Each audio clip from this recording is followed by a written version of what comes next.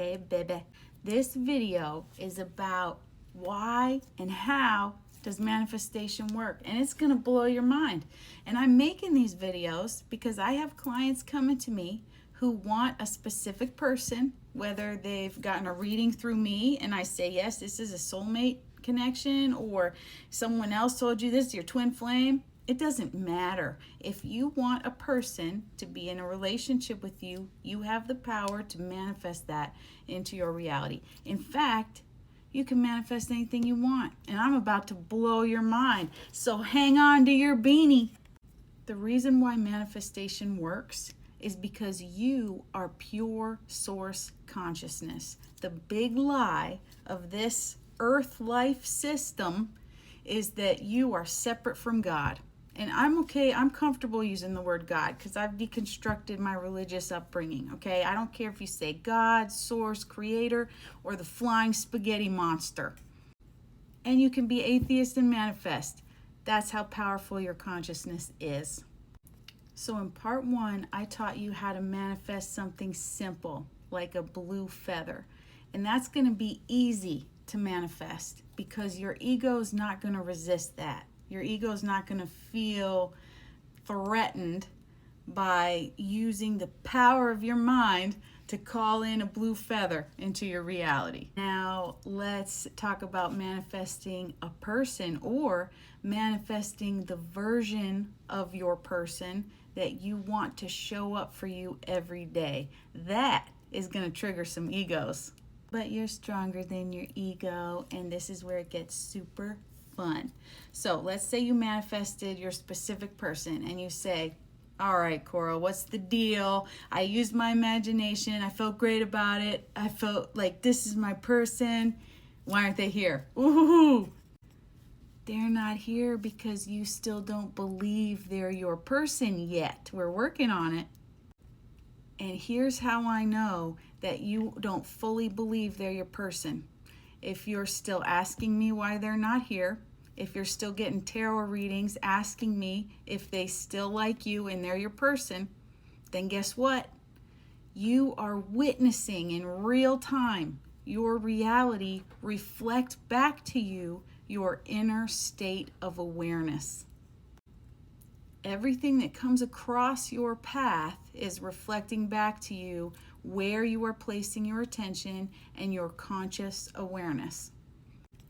It gets to be real big brain time when you realize that all of us are connected through our consciousness. There's no separation. That's the illusion. The illusion that you have a body and I have a body, so we're separate. That is the illusion. The truth that you will remember the more you start to do this is that we are all connected. You are consciousness. So what does that have to do with manifesting your person? Well, I'm going to tell you. That person that you want to come in and romance you and ask you to marry them and move in, they are connected to you, and you need to pay attention where you're putting your conscious awareness. So what are your thoughts? Notice your thoughts when you're going about your day. Are you thinking, when that person comes to mind, are you thinking, I am so happy and grateful that I am with my soulmate so-and-so? Or are you thinking, why haven't they texted me? When you notice those thoughts, why haven't they texted me yet? How long is this going to take? That's the ego. That is not your conscious awareness. That is the ego fighting for your attention, trying to cause you fear, doubt, worry that you are not powerful enough to manifest, right? Because as you realize how powerful you are, what happens? The ego loses power, okay? So it's going to fight really hard to distract you and keep your attention. And that's why meditation helps. But let's get through this. You don't need spell work. You don't need ritual work. You don't have to journal constantly. You don't have to continually manifest over and over. You only need to know that when you consciously decide something, that is your new truth, and it is now working to reflect back to you in your reality And the only thing you need to do is put your attention on that fact. One of the easiest ways for me to do this is when I have a thought that is reminding me of the past, an old story, or a situation that I do not prefer. As soon as I notice that thought, I pause and I think or say, ego, and keep going. When you take the time to notice your ego, it really loses power and drive over persistent thoughts. You are the conscious observer of your reality, and wherever you place your attention is what you are going to see reflected back to you in the circumstances that you come across. Essentially, you are assigning meaning to every circumstance that happens, and you can assign that meaning to be positive or not. In short, I need you to understand that someone is only your soulmate if you believe that they are your soulmate.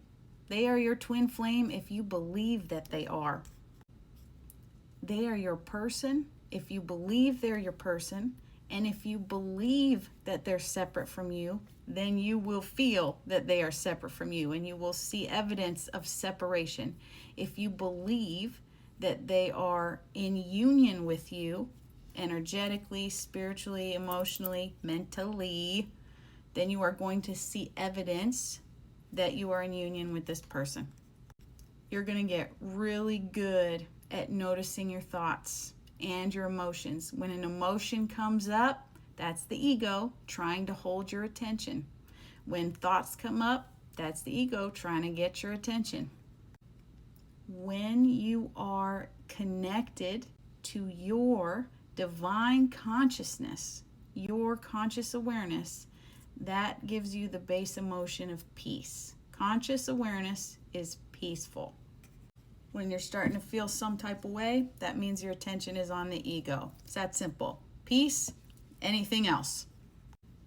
And that's the big flag that's going to tell you that your manifestation is on your doorstep. You're going to feel peaceful about it. When that person or thing comes to mind, you are going to feel a sense of peace and a sense of knowing, as if you have already had it for quite some time.